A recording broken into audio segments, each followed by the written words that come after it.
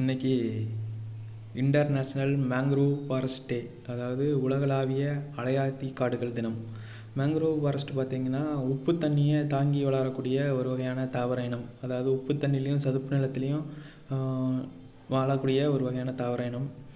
இது பார்த்திங்கன்னா கடற்கரை, அப்புறம் ஆற்று கழிமுகம், அதுக்கப்புறம் ஓர்நீர் கலக்கக்கூடிய இடங்களில் இது வளரக்கூடியது.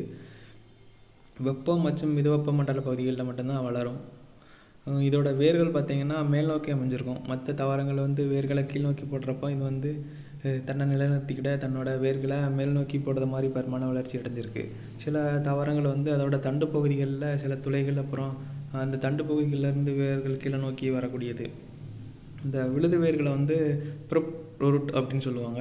இன்னொன்று இந்த மேலே நோக்கி வளரக்கூடிய மூச்சு வேர்களை நிமிட்டோஸ்போர்ஸ் அப்படின்னு சொல்லுவாங்க. அது மட்டும் இல்லாமல் லெண்டி செல்கள்னு சொல்லக்கூடிய சிறு சிறு துளைகளும் இந்த தாவரங்களில் காணப்படும்.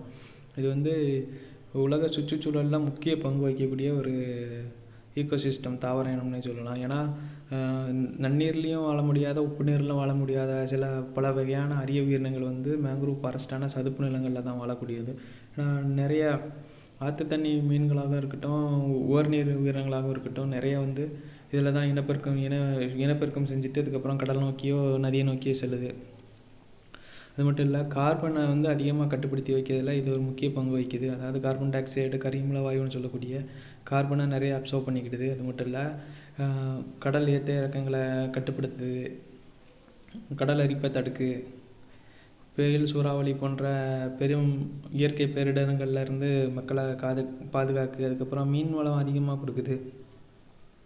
இந்த மாதிரி நிறையா உதவிகள் பண்ணுது. ஆனால் இப்போ மேங்க்ரூவ் ஃபாரஸ்ட் எல்லாமே அழிவை நோக்கி போய்கிட்டு இருக்கு. டெவலப்மெண்ட்டுங்க பேரில் நம்ம இப்போ அதுங்களை அழிச்சிக்கிட்டு இருக்கோம். இதன் காரணம் என்னன்னு பார்த்தீங்கன்னா, காடுகளை வெட்டுறாங்க, கடற்கரை டெவலப்மெண்ட்டு, அப்புறம் இறால் பண்ணைகள், இதெல்லாம் இந்த மேங்க்ரூவ் ஃபாரஸ்ட்டுக்கு பெரிய அச்சுறுத்தலாக இருக்குது. சுந்தர்பன்ஸ் தான் உலகத்திலே மிகப்பெரிய மேங்க்ரூவ் ஃபாரஸ்ட்டு.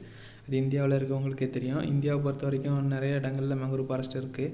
தமிழ்நாடை பொறுத்த வரைக்கும் பிச்சாவரம் குறிப்பிட்டு சொல்லலாம். அதுக்கப்புறம் ராமநாதபுரத்தில் சில பகுதிகளில் இருக்குது. சில பகுதிகளில் இருந்தாலும் அது ஒரு அடர்த்தியான முறையில் இல்லை.